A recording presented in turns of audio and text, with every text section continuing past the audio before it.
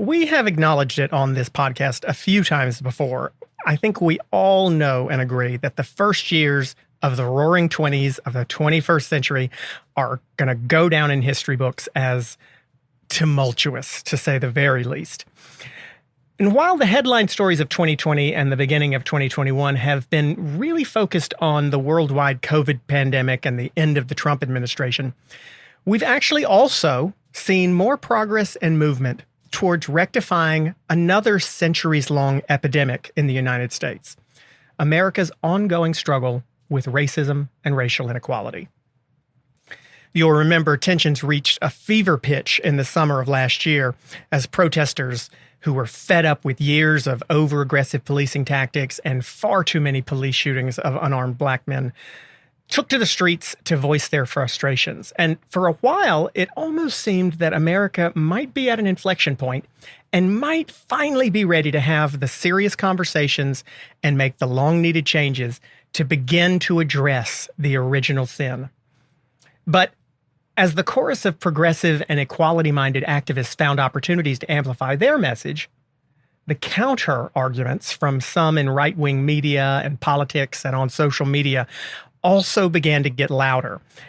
And at times, it can seem that the divide has grown even larger. Some might even argue that a country that has far too long ignored and avoided discussing race has now delved into the topic so deeply that it permeates all parts of our lives. For many, that's a welcome change. For others, it's a fear. I'm Clay Aiken, and this week Politicon jumps into this topic again, but this time with a very specific question. How can the issues of racial inequality be addressed and combated without becoming an us versus them argument and dividing the nation along racial lines even further than it already is? Heather McGhee is an author, an economist, and an academic whose new book, The Sum of Us, What Racism Costs Everyone and How We Can Prosper Together, is a masterpiece of thoughtful journalism, storytelling, and wise economic policy.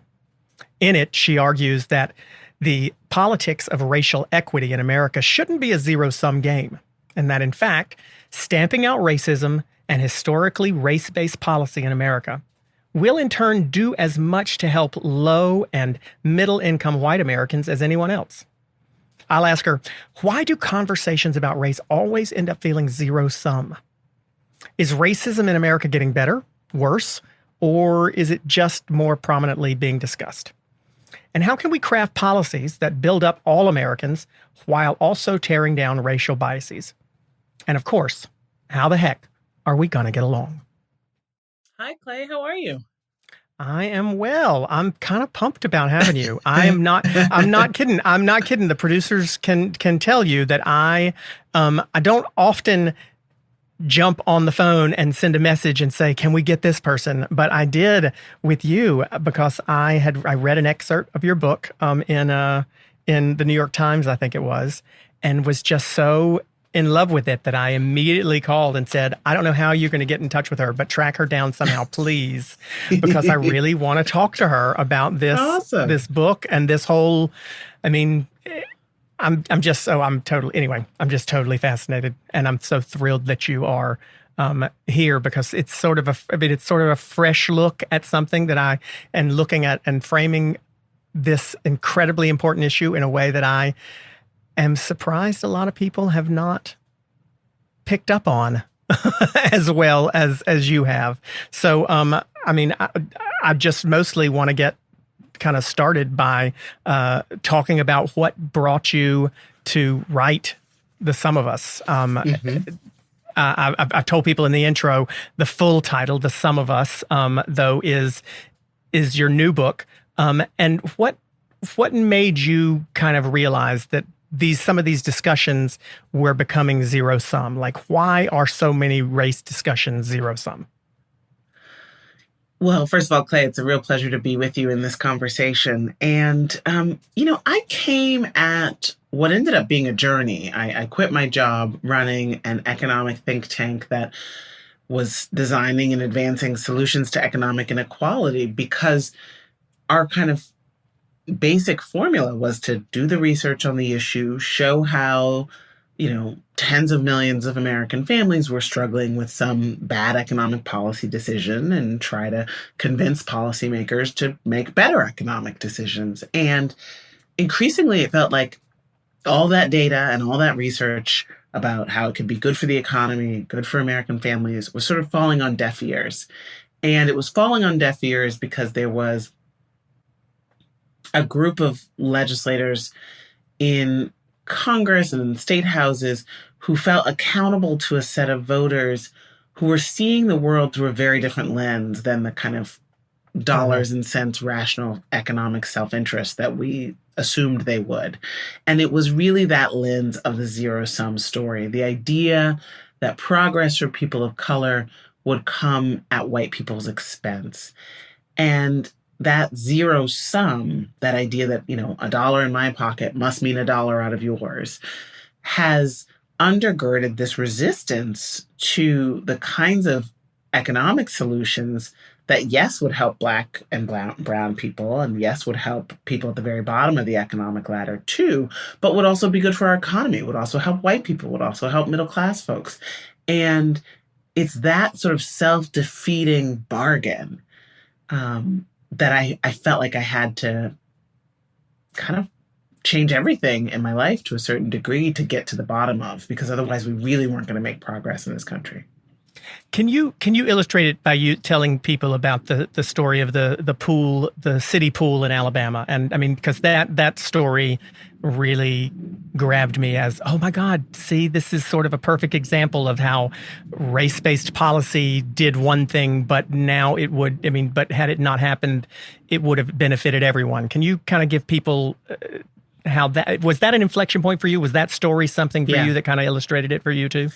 Yeah, I mean, this is something that, it's funny, it's sort of a Rorschach test. When people hear this, sometimes they think of their own childhoods and the lack of a public pool or this, private swim clubs in their own childhoods. And it's just been so interesting to go across the country and talk to people about this. But basically, the United States in the 1930s and 40s went on this building boom of public amenities, public libraries, schools, parks, and yes, pools. And these are not the kind of public pools that I'm ever used to seeing.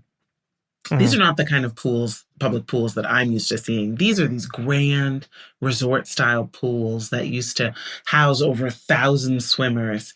And they were all over the country. They were paid for by public tax dollars. They were kind of a glittering concrete and water symbol of a broader government commitment to the American people having a high standard of living. That was kind of the envy of the world in the middle of the 20th century.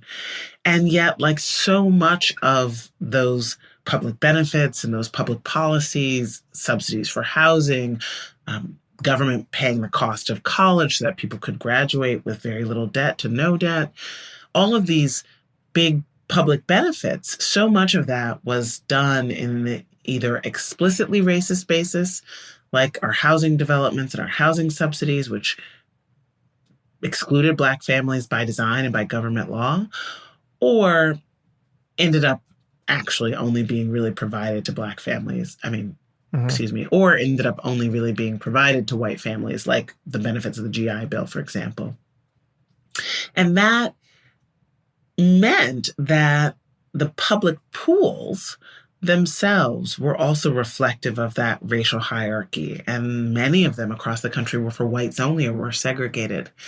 And then as the civil rights movement empowered Black families to say, hey, those are our tax dollars too that are funding these pools. We want our kids to swim.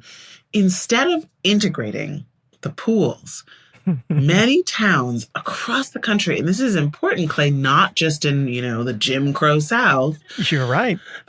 Decided to drain their public pools rather I'm not than laughing because integrate it's them. Funny. I'm laughing because it's ridiculous. It's absurd, right? Yes, but it's fascinating that I didn't even think about that. But I know exactly what there are examples well beyond Alabama. But yes, keep going. Sorry.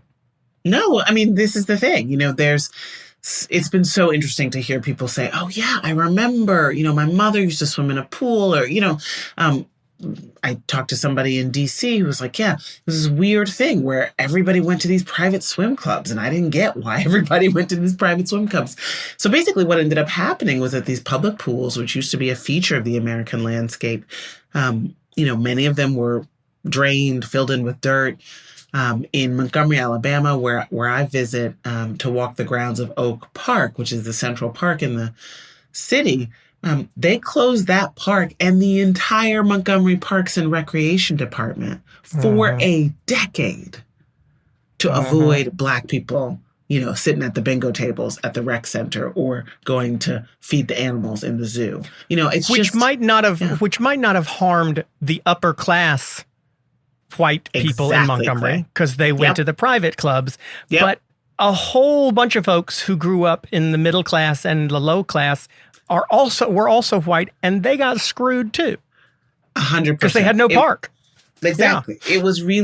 It's what you lose as a society when you move from, generous public benefits and public amenities to saying, you know what, each individual family is on their own to pay for all of this. It's what we've done with college. It's what we've done in large degree with K through 12 after integration, with healthcare. It's what we do with, with the pandemic. It's like if you can afford to stay at home and buy your PPE and, hire your kid's former teacher to have a little pod in your backyard. It's really the thing is that what used to be a public good becomes a private luxury. And so very wealthy people do fine.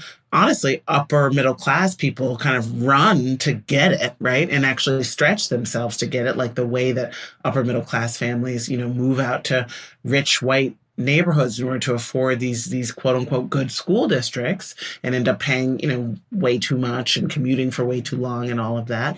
But working and middle class people of all races lose out. And that to me feels like that drained pool politics of cheering the destruction of the things that we hold in common as a people has really been the defining feature of politics in my lifetime. I was born in 1980, and the result has been more inequality and insecurity, has been a stagnant minimum wage, weakened labor unions, student debt crisis, all of these ways in which we're just not providing for the basics because our population is more diverse and the majority of white voters continue to vote against providing for those basics for everyone.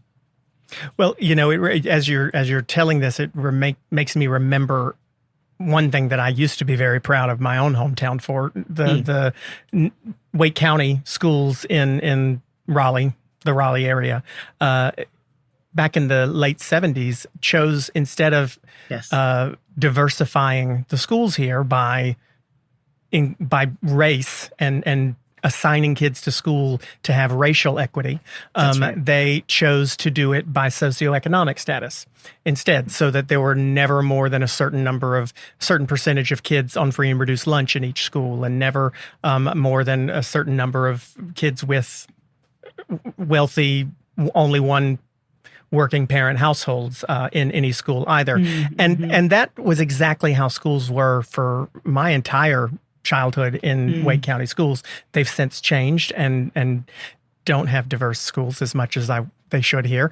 But that was the policy then. And interestingly, it did also help with racial balance quite a bit. Yeah. Because we know that systemically there are more people, black and brown people, who live in poverty than there should be. But it also helped with racial equality, but it took the onus off of it being about race. And it was very effective for a long time. And Wake County schools got a lot of praise for it also. But it makes me wonder, do we not talk enough about race, or do we talk too much about it?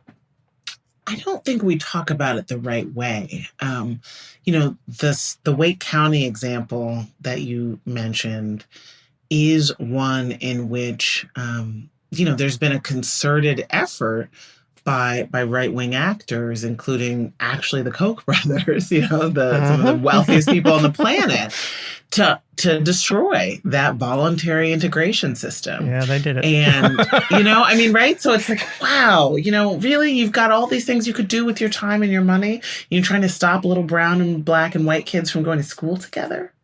But, that is it, right? There is this desire to, by people who benefit very much from inequality and very much from division, to sow these divisions among working and middle class people of all races. And it does economically benefit them, because then you don't have a big cross-class coalition saying, hey, we want to do these things. Then you don't have a big cross-racial coalition saying, hey, we need these things in our community. And so you end up not having high enough taxes. You end up not having the kinds of public responses to public problems that are necessary. So you ask, do we talk too much about race and not enough about class? I mean, the reason why Wake County had to talk about class instead of race is that a reactionary group on the Supreme Court, really pretty shortly after Brown versus Board of Education, said, actually, we don't really mean it. We don't really mean integrating and really dealing with what it would take to do that. And in fact, we should actually be colorblind, meaning that we're going to treat efforts to denigrate and degrade and deny opportunities to Black and brown children by recognizing their race as morally and legally equivalent to efforts to create diversity and integrity, right? Which is itself sort of a crazy thing that happened in our court system with this colorblind ideology. And it's really held back progress. Today, the share of Black and brown students in selective colleges is actually less than it was 30 years ago.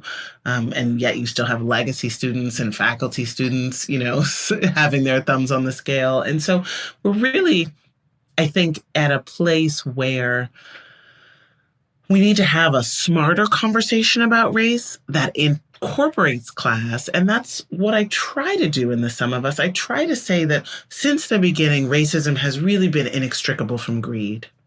That the way we got this zero-sum worldview, this idea that out of our entire people here in this society, there are opposing teams, and you're kind of rung on the ladder of human value is dependent on somebody else being one rung below you, was itself a tool of the ruling elite, a tool of really the worst elements of American society, the colonialist, the genocidal, slaveholders. I mean, really just the people for whom having, white indentured servants feel like they were better than Black enslaved Africans and indigenous, people was really important to maintaining white power over Black and brown people. And we see that kind of theme over and over, generation against generation, right? Whereas this idea of job competition of, again, it's like, a dollar in a Black person's pocket must mean $1 out of a white person's pocket. And yet, the only people getting rich under that system are a pretty slim share of rich and powerful people. So I think we need to talk about racism, as I say in the subtitle of my book, and the costs to everyone. We need to zoom out the aperture and say, this is a silly old belief that has only ever benefited a very narrow segment of our population. And in fact, there's so much more that we can gain through being in solidarity with one another and not pretending that those who are struggling today are somehow, different of character and therefore less deserving of help, which is the narrative that has undermined social solidarity and keeps, tens of millions of people struggling. Do you think that the word racism or racist turns people's ears off? There was a book written a few years back by Mary Catherine Ham called End of Discussion. And essentially she talks about how nowadays we've gotten to this place in society where if you have an R behind your name or a D behind your name, you really turn people decide to stop listening to you regardless of what you might have to say that's valuable. And I think that I wanted you on as a guest because I think there's so much value in what you have to say. But who do you think the audience is for your book? Who do you think, do you think that there are people who need to hear your message and I think there are lots who do. But do you think they are the people who will pick up this book? And if not, how do we make sure we get it to the people who need to hear it? That's such a good point. I mean, we really are in a place of very heightened negative partisanship where, just the idea of Republicans and the idea of Democrats really, is a sorting in a way that it really didn't used to be. And honestly, it's really along these issues of race, right? Mainly, it's been a sorting of white people. Sort of like if you came to the Obama coalition as a white person to become a Democrat, you had different racial attitudes than people who stayed outside, right? And so, and in a larger sense, the majority of white people haven't voted for a Democrat for president since Lyndon Johnson signed the Civil Rights and Voting Rights Acts, right? But North Carolina and Indiana, went for Barack Obama in 2008. That's right. Rare moment of pride in my state. And states like Michigan and Wisconsin weren't competitive in 2008 and 2012. And so there is an argument, I think, to be made that the country may not be completely racist, that a lot of people voted for Obama. I mean, it's the most fascinating group of people that your next book should be about. But if this one isn't already about them, but this group of people who voted twice for Obama, but then moved to Trump. And I wonder why Democrats clearly are able to attract them when they talk about policy, but lose them when they talk about sort of social issues or race issues, like this. These are people who voted for the first black president, some of them twice, but then were taken in by this us versus them argument 4 years later. Yeah, I think a couple of things help explain that. One, the right-wing message about race got really loud and really clear in that us versus them in the Obama era, right? So it was, if you look at what Fox News was talking about when George W. Bush was president, it wasn't always about race at all. It was about terrorism. It was about taxes, and yet then, more and more in the latter part of the Obama era, you had the Tea Party coming in, you had the funding of that kind of right-wing infrastructure, and they figured out, okay, this is the formula. It's hate the government because it coddles white people, because it coddles people of color, and trust the market. And then you had just a real stereo blast of that. And then you had Donald Trump come in and put that message on steroids. And so I do think, one of the lessons for me in the research to write The Sum of Us is that, everything we believe as humans comes from a story we've been told. And so I want to look at who are the storytellers? What is the story they're telling? How loud, are they? But I do think that this book is for honestly, almost everyone. I talked to somebody the other day. They said, my black coworker, it was a white woman. She said, my black coworker gave me this book, and now I'm going to give it to my racist uncle. And I'm like, yes, that's good. What I want, right? Listen, I agree with you that it's for everyone, and I've said it before. I'll say it again. I'll keep you remind me a lot of in some ways Reverend Barber and the fact that his Poor People's Campaign. He's been on the podcast, and he kind of tries to get people to focus on the fact that so many of these things that we're fighting for help everyone. I mean, I ran for Congress in a very, very, very, very, very red district in North Carolina. I knew that it was red when I got into it, but it was quite rural. It had a little bit of suburbia in it, but it was mostly rural. And I'd be out in Bear Creek, Chatham County, which, is not a wealthy area in North Carolina, very impoverished, almost all white, and the same issues, the same government programs that serve people in the inner city were also serving people in Bear Creek, but they just didn't want to believe that, they were also getting help from the government. They were getting the earned income tax credit. We've seen on the right side of the media aisle, I'll call it. I'm not going to get into the Congress yet, but we've seen a lot of people in the right-wing media do this us versus them thing for quite a while.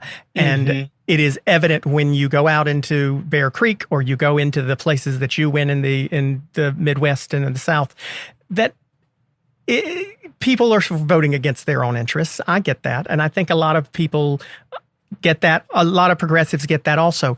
But we're not, in my opinion, messaging it the right way to combat the messaging from the other side. So what you talk about in the book a lot is, I mean, it's far more folks who are listening, it is far more than policy driven. There's wonderful stories in it, and you illustrate what you're talking about so well. But there is a lot of policy heft to it. You came from a think tank. This is you're an economist, background. You know what you're talking about, which I love, and I love that it's policy driven. But so little of what gets done in America right now, Heather, is policy focused. It's so politics focused. That's right. And do you think that the message? I mean, I think you've already answered this a little bit, but I want to delve into it more. The messaging from equality-minded people, progressives, whether that be Democrats or some Republicans, but anyone who believes that systemic racism is a problem, who believes that there are racial issues in America that must be finally talked about and addressed. Do you feel like the messaging is right, or what do we need to do to change the messaging? So I think that we need to expand the messaging. I think we are talking about, when we talk about racial injustice, we are talking about life and death for, our brothers and sisters in this society, right? And there needs to continue to be the work to create bridges of human empathy, because otherwise we will always be vulnerable to the attacks that try to divide us, right? So I don't think we should by any means give up on the idea that when you see, Tamir Rice be gunned down in seconds in Cleveland, a little 12-year-old boy, by the police, that you shouldn't, have a problem with that. Like, I think we need to continue to be clear that Black mothers and fathers live in a fear that no parent should have to live in. And we've got to recognize that when we say Black Lives Matter, it is the zero-sum story that makes people think, well, does that mean white lives don't matter? Right? That is not what folks are saying when we say Black Lives Matter. It has nothing to do with the need to make white life worse, right? By making sure that Black people are safe from police violence. So that is so important. And also, Clay, I do think that we need to do, in many ways, actually, it was sort of not that widely remarked upon, but what President Biden did in his first address on race as president. And, he's an interesting figure, right? The sort of Black president's best friend, who's a white guy from Scranton, and, really is in many ways someone who just doesn't get the goat up. That, he doesn't racially polarize in the same way that, Barack Obama did, or even that Hillary Clinton did. But he said in his first address, he said, "For too long, we've allowed a narrow, cramped view of the promise of this nation to fester. We've bought the view that America's a zero-sum game in many cases." He said, "If you succeed, I fail. If you get ahead, I fall behind. If you get the job, I lose mine. Maybe worst of all, if I hold you down, I lift myself up." So he really named it. And I think that's really important. He went on to say that racism has a cost for everyone, and that our society would obviously be so much better off if we didn't have these massive disparities. And I think that's a story that Democrats have to tell. I think it's a story that people who are promoting racial justice have to tell. I think it shouldn't require spelling it out this way, but if you recognize how deeply embedded that zero-sum story is, I think we just have to realize we have to say it, that when we talk about white privilege, right, the privilege to have a slightly better funded school, the privilege to not be afraid of the police, the privilege to have more access to healthcare, we're not saying that the world we want is one in which white people don't have those things. We're saying it's that Black people have them too. If the part of it that makes you happiest is the security of knowing that not only do you have it, but somebody else doesn't, then yeah, you're going to have to give that up. How did you choose which internet service provider to use? The sad thing is most of us really never get the opportunity to choose because ISPs operate sort of like monopolies in all the regions that they serve. They use that monopoly power. They take advantage of customers like all of us.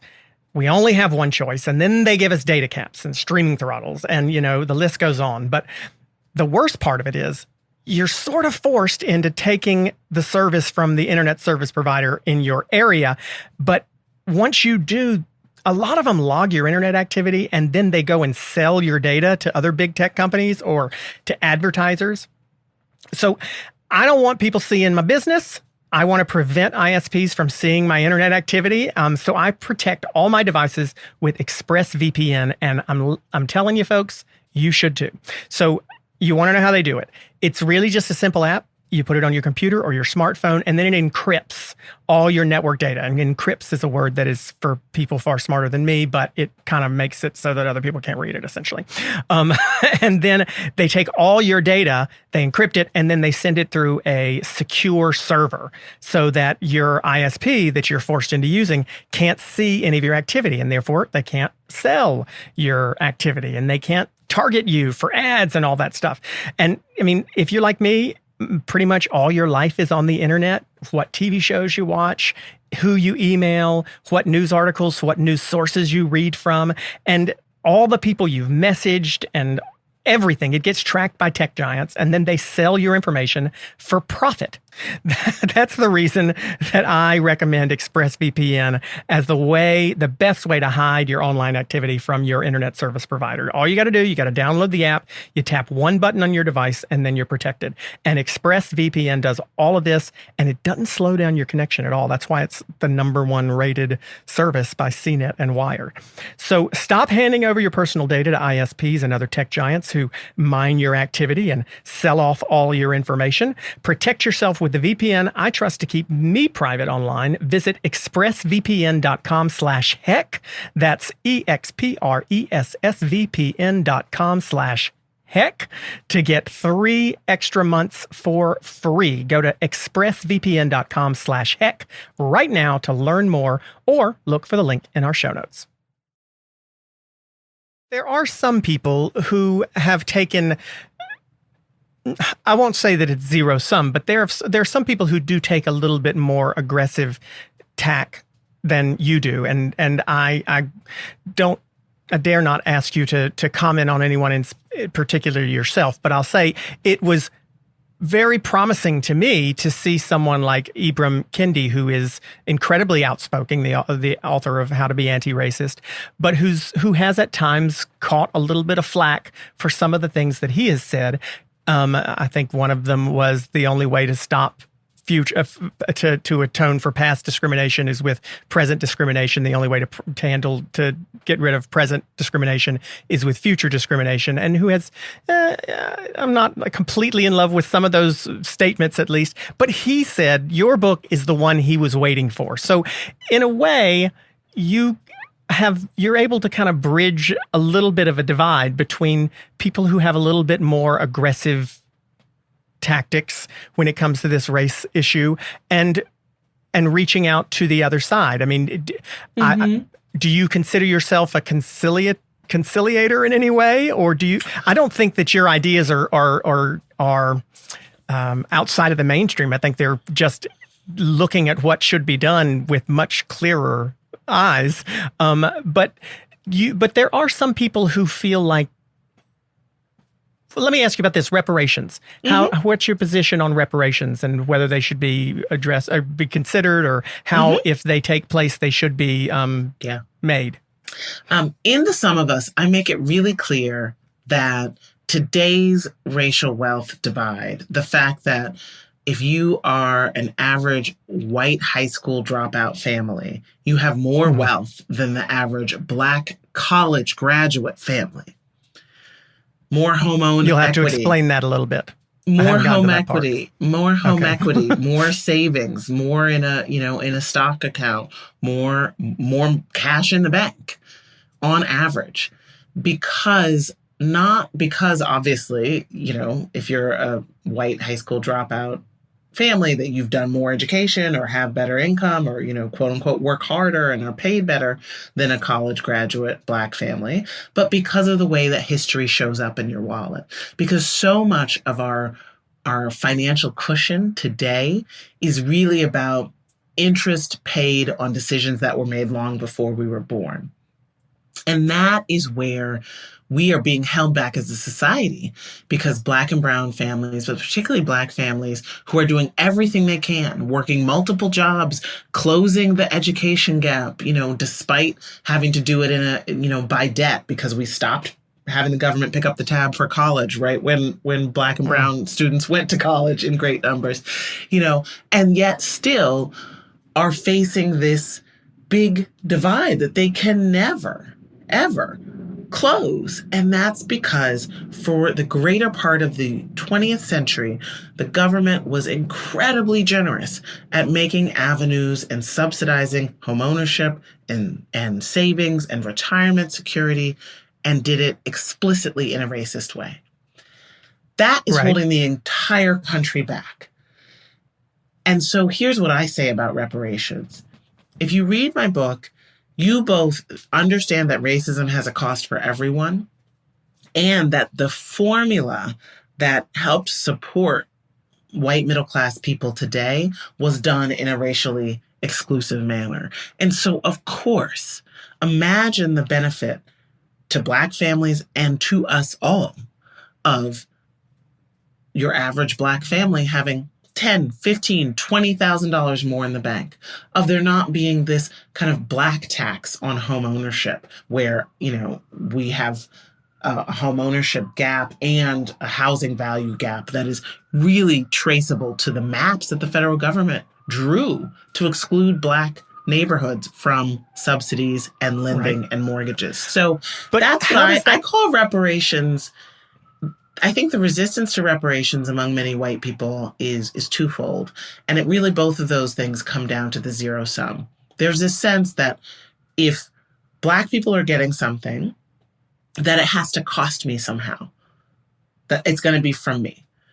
And that's not true, right? It's the government that excluded, that drew the maps, that did the segregating, and therefore it's the government, which we all pay into today. Right, and people could make that argument but the amount of the taxes that each of us pay, 35 cents of what we pay goes to social programs anyway.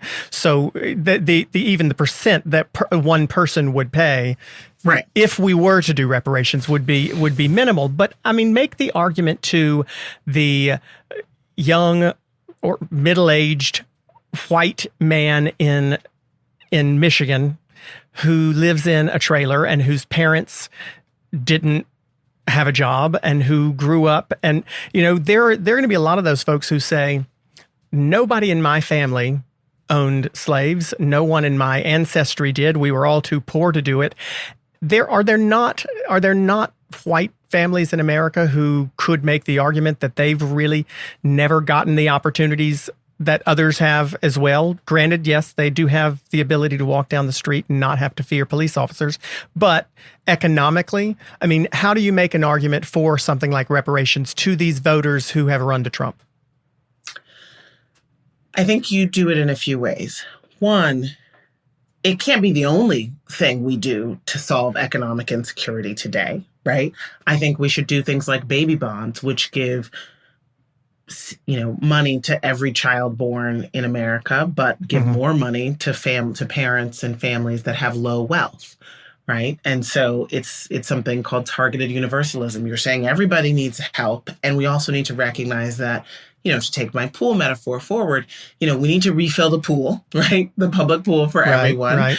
And we need to recognize that some people are standing at 6 feet, some people are standing at 3 feet, right? That some people are totally underwater and some people are just, treading water. And that is because of public policy. And so we need to fix it in a public policy way. But ultimately, you're talking about this based on economic level, though, right? So the larger baby bonds to families who are socioeconomically disadvantaged. Yes, Is that right? but I'm talking about specifically wealth here. And by wealth, I don't mean income, right? So that means, as I said, that so let's say you've got, two waitresses, right? One is a white waitress, one is a black waitress. The white waitress may have an uncle who worked at GM and who left her some stock. The white waitress may have an aunt or a parent who left her a house. Those are the kinds of wealth things. That's not about the paycheck and the tips they bring home. So I just want to just clarify, because I want to make sure I'm following it. You're talking about a net worth based thing. So we're not talking about income level or what truly wealth and how much someone has. So if someone in West Virginia said, listen, I literally ain't got to my name but debt, and nobody in my family has ever had anything to their name but debt, those folks would be eligible for these extra benefits also. Is that right? This is still not a race-based thing, correct? That's right. That's baby bonds. So that's one way to do it. But I also think, ideally, we would have enough literacy in this country. So many people don't know the degree to which the government denied the opportunities for my parents and my grandparents as a Black woman to own things in this country, and then subsidized the ability of white families to own things. And as a country, I'm fine with a class-based approach that recognizes net worth, because that's really, as I said, where history shows up in your wallet. And because of this, you end up getting at, the 13-to-1 racial wealth gap, net worth gap between Black and white families.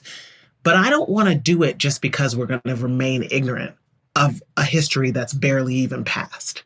You know what I'm saying? So that's what I mean. Like, it's fine if every American really knows that the federal government drew maps of this country and said, Negroes in this area, high risk, do not lend to this area. Right. Do not. If you have a housing development you want to build, you are required to include in the housing contracts that you won't sell to a Black person. And this is not in 17-something, 18-something. This is 1950, right? So I think I'm fine with us moving towards class-based stuff, but not out of ignorance, because that means that we are doomed to repeat it. And that means that the people who want to keep us ignorant of our very recent history are winning. And I think that reparations is seed capital for the America we are becoming. There's sometimes I think to myself, and again, I only have the experience in my own state of seeing some of this stuff, but I do think to myself, I feel like we ought to invest a little bit of money in educating white rural folks too, because the education level, you talk about ignorance, the education level in some of those areas is a part, and the willful ignorance in some of those areas is a part of why people don't know about the things you just talked about, and a part of why they are arguably, not all, obviously, my family is from the sticks. They're not all completely ignorant, but some of them are more susceptible to believing things that aren't true, for example. So is there not an argument to be had that we must do more in some of these rural areas to also bring them into the 21st century in the same way? I mean, it's interesting, that you would think that I'm not saying that. It's a funny zero sum, right? It's like, because I am an economic progressive. I think we need to have debt-free college, a high minimum wage, public schools that are like palaces in every single neighborhood. We need things like the Tennessee Valley Authority to bring rural broadband all over the country, right? I'm starting from a place of saying, from the hood to the holler, as Charles Booker would say, we need to reinvest in this country. And in fact, we stopped investing in this country when the country became more diverse. And that doesn't mean I think we should only invest in Black people now. I think our source of our greatness is the diversity of our people. And I think we have to invest in our people. So it's interesting to me that I there's just assumed. this, right? Yeah, That's, exactly. no, listen, as you say it, I'm thinking to myself, well, that's interesting to me that I assumed that too, because I'm now thinking, I don't think she said that. But you're right. But I did assume that. And I wonder why. And I'm going to not sleep tonight because of it. But I do wonder. Sleep. But I do wonder why a little bit. And I wonder also, do you think that people are afraid? I mean, I've lost everything I've ever tried to compete in, so I have nothing left to lose at this point. I have no problem saying what I feel, but I do wonder: are there people who are? Do you feel like there is too much fear when it comes to talking about race issues, all these issues that people are? I worry sometimes if I advocate for more spending for rural white areas in the country, that it will seem to others like I'm not saying we need to invest just as much into black neighborhoods and black majority black schools. I worry about saying that myself. And I wonder if the reason that I said it here in the way that I did was because I worried you might think that I was talking zero sum. So do we all have a little bit of fear about even discussing these things? And isn't that the problem number one? Yeah, I think that's definitely a part of it. I think we're also, we're at the late stages of 50 years of draining the public pool, right? And so it does feel like, we're just fighting over crumbs. It does feel like obviously there won't be enough to go around. So you're going to have to choose, which families get help. But that's never been the way that any society has ever flourished. Well, it depends on who you talk to. I mean, the Republicans in Congress certainly thought there wasn't enough to go around for COVID relief, but we figured it out, right? I know. So that's a whole nother thing. But I think, Clay, you're right, though, that there is something, I think there is a fear. I think, when I started the journey and I identified, there's this zero sum, the sociologists who did the research on this, the social scientists who did the research on this, they showed that zero sum worldview is much more prevalent among white folks than black folks. Oh, yeah. And I think there's a fear, right, that. Well, listen, black folks know that the whole world has been geared towards white folks for centuries, and they don't have any expectation that anybody's going to take any shit away from us, so they know. So it's not zero sum for black people, because they know we ain't never going to take it. The white privilege is not going away. People can talk about it, but nobody's willing to give it up necessarily. That's not going to happen. So white people are threatened. Some white people are certainly threatened by this idea that, money is going to black people in the inner city and not out here to my trailer park, when, ironically, they don't realize that earned income tax credit, you got it too, Yeah. So I do wonder if there is a fear amongst white folks in the Midwest and the South. I tell you what fascinates me a lot, and I wonder if you have a thought on it.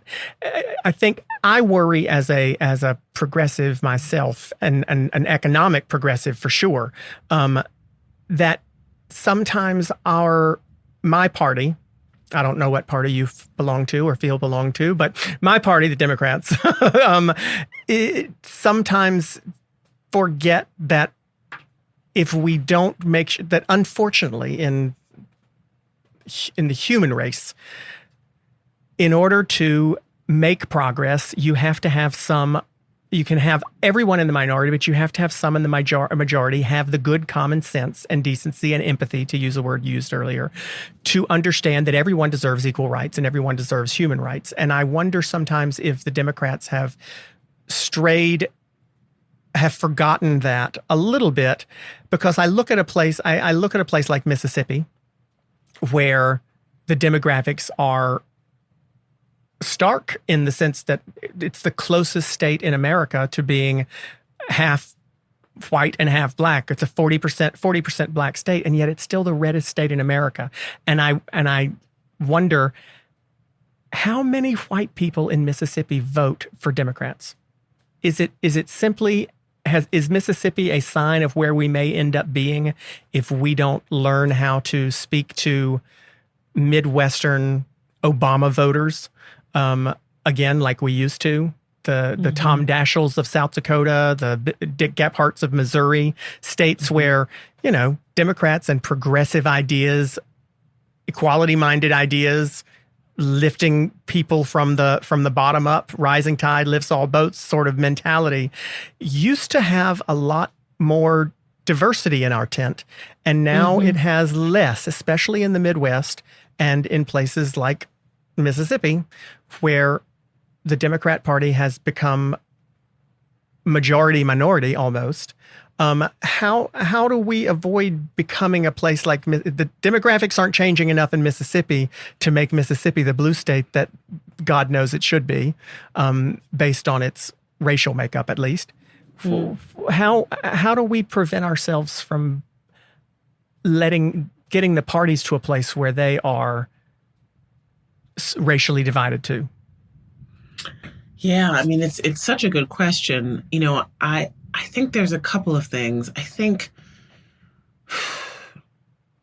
there's ultimately the responsibility for really figuring that out is less with the, Black Democratic councilmen from, Jackson, Mississippi, and more with white voters in Mississippi who need to figure out, how deep does the zero sum run? How threatened am I by the idea but don't we need to help of sharing teach them political power? Yes.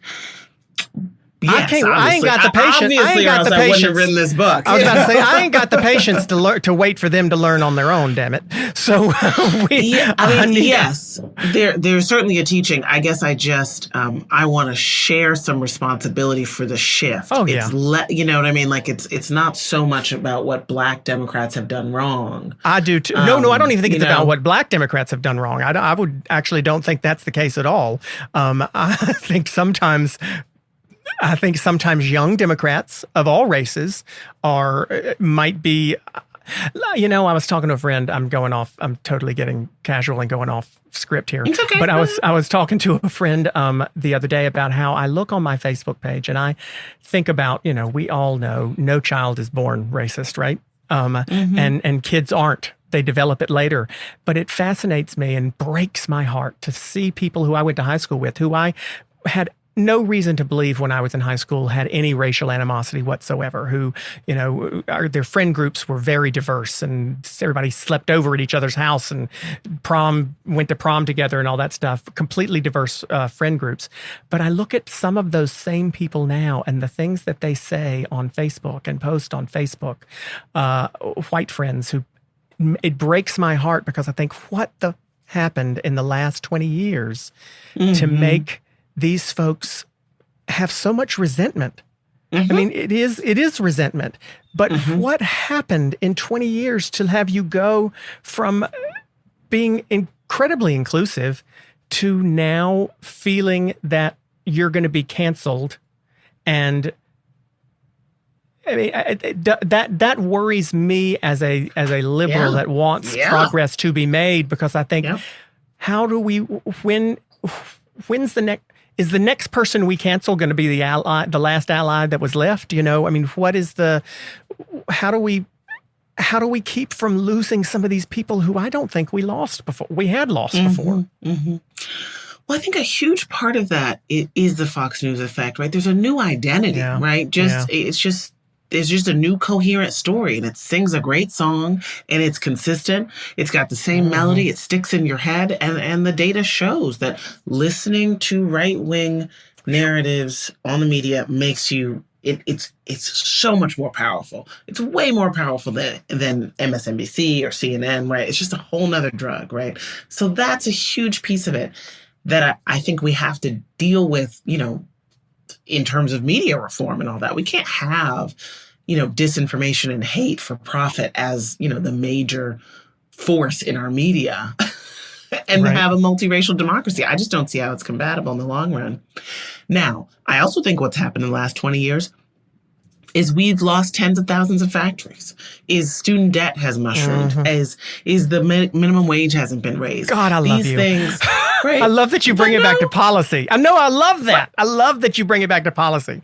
But keep going. It is true that if you stop seeing the American dream as possible, you have to figure out who took it from you. Yeah. And You And know, it's either- if you got somebody saying it's your black and brown neighbor, and you know, and they hate folks you from Mexico, exactly, and they hate you, then that's really appealing, and maybe that's easier for you to say than the person who took it is the white, you know, wealthy guy who, frankly, is the person I want to be.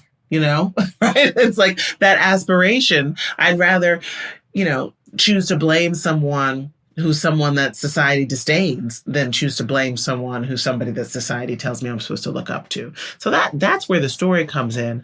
I absolutely think we need to refill the public pool, right? We need to have a massive guaranteed jobs program in this country. Listen, everybody who wants to get to work rebuilding this country should be able to do so. And I strongly believe that. And we need to do it in a way that is green, that helps us prepare for what is happening to our climate and to our infrastructure. And that should be a matter of public right. And you know who used to agree with me? Nearly 70% of white Americans before the civil rights movement, right? Did President Obama? I've got so many questions for you. I love that you bring it back to policy all the time. Bring it home.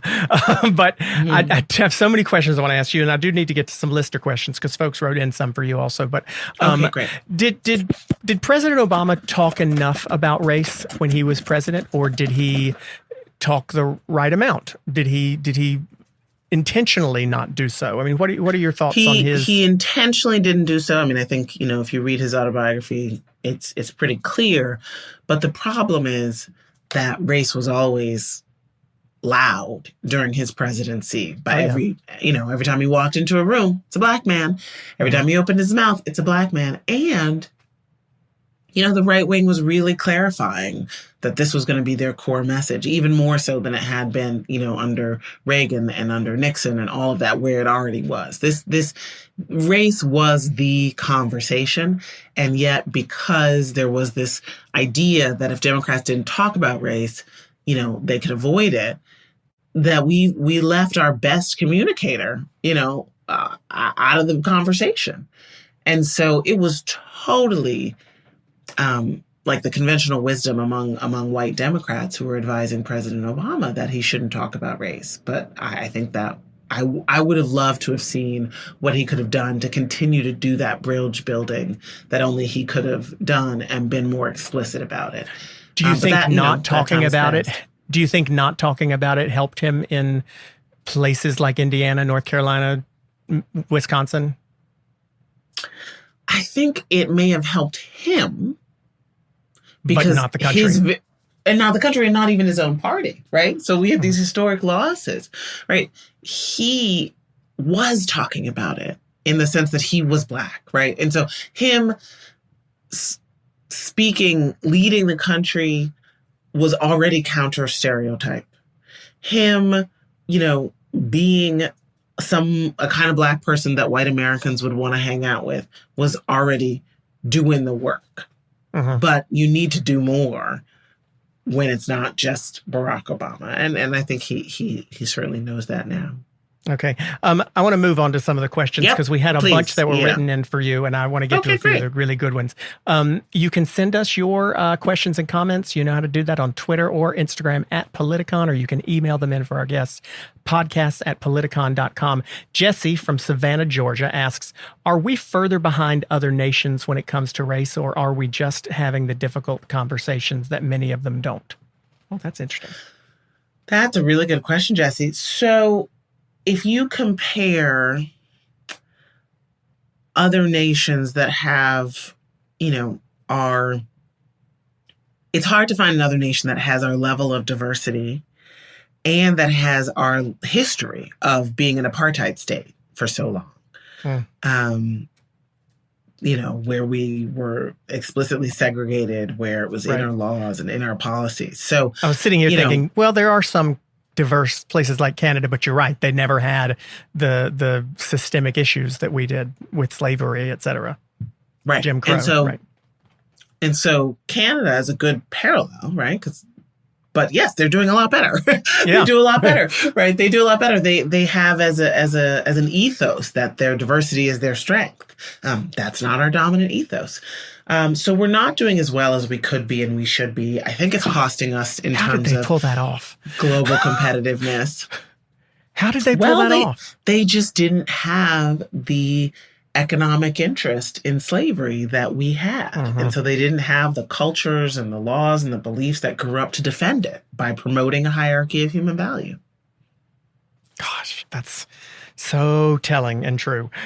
Mary from Phoenix, Arizona asks, do we need a new cultural, so I can't even read today. Mary from Phoenix asks, do we need a new national culture to separate us from the more diabolical yet distant parts of our past?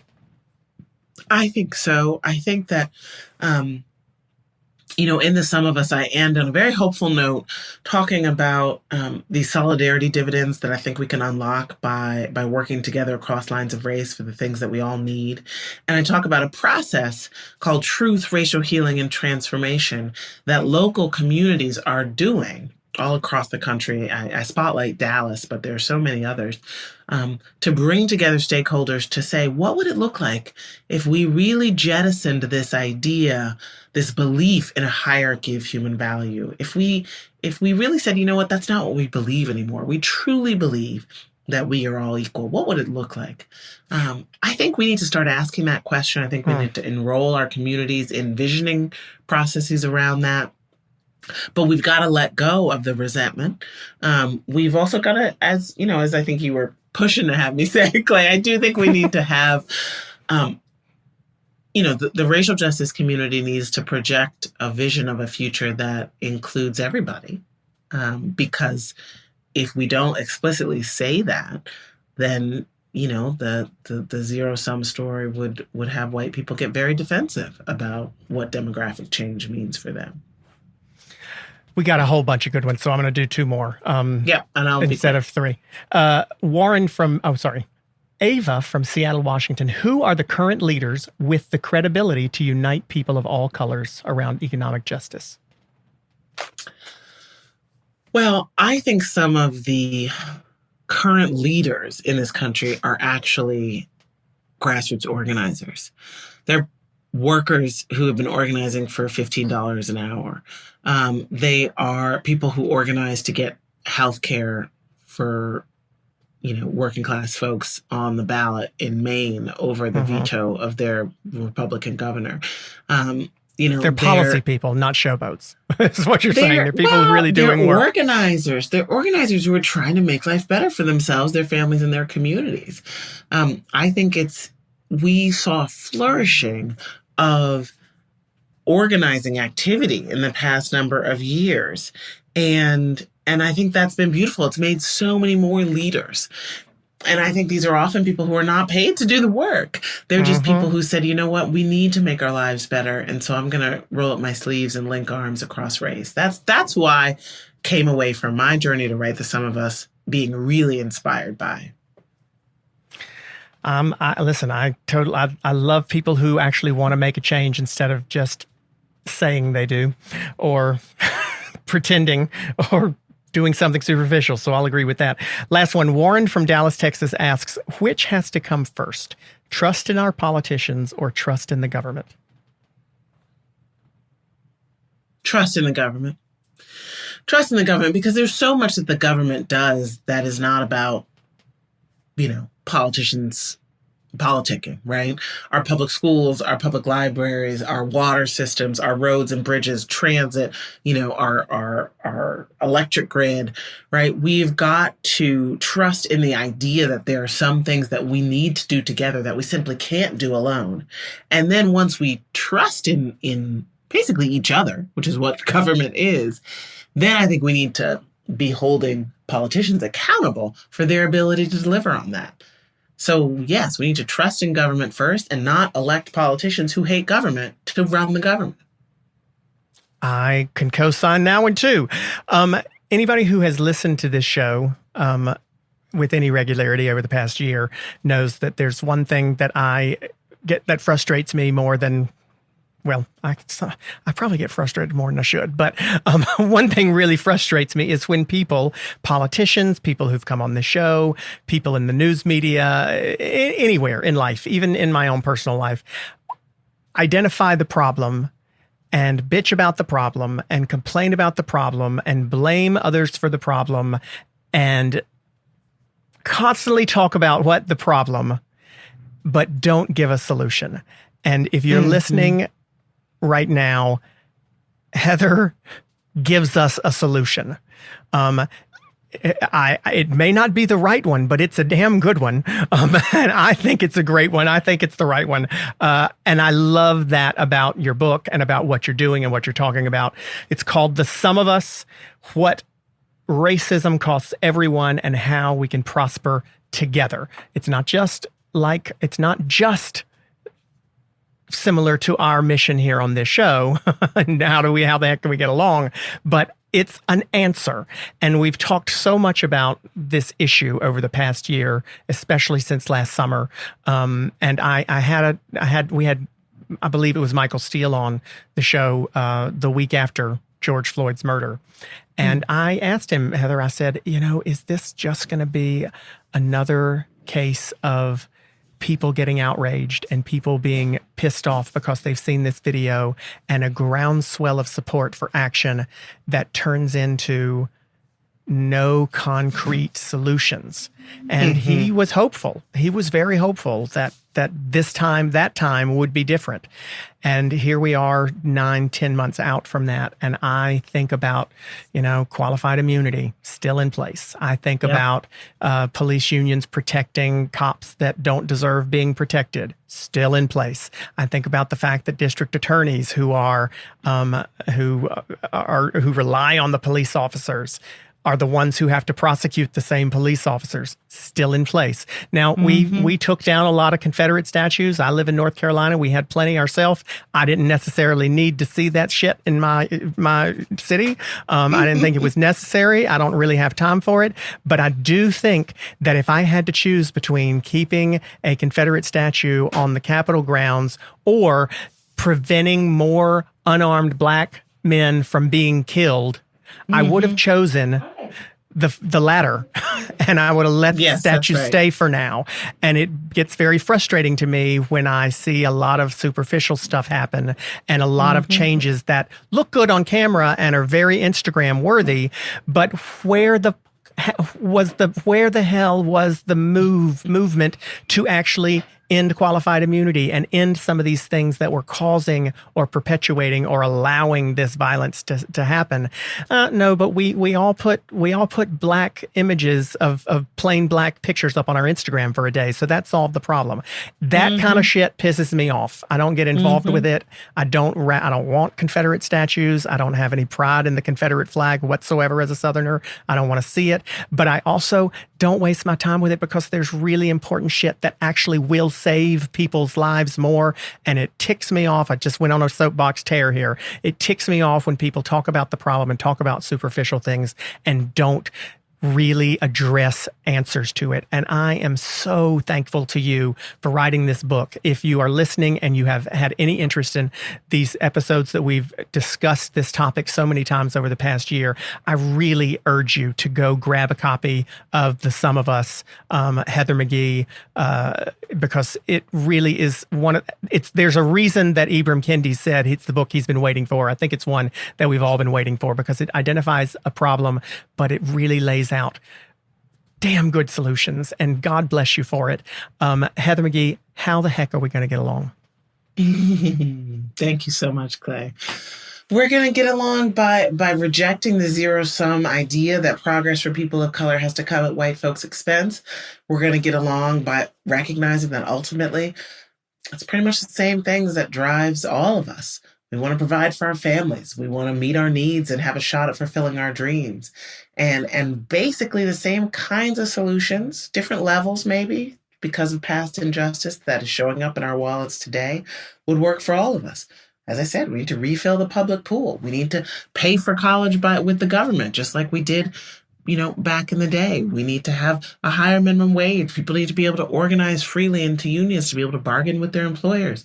We need a lot more housing. We need more childcare. We need the big things that keep working families up at night. We need to recognize that we're all being kept up by those big things, and that it's only the lie of the racial zero sum that is stopping us from making the kinds of coalitions that we need to deliver all those gains for all of us.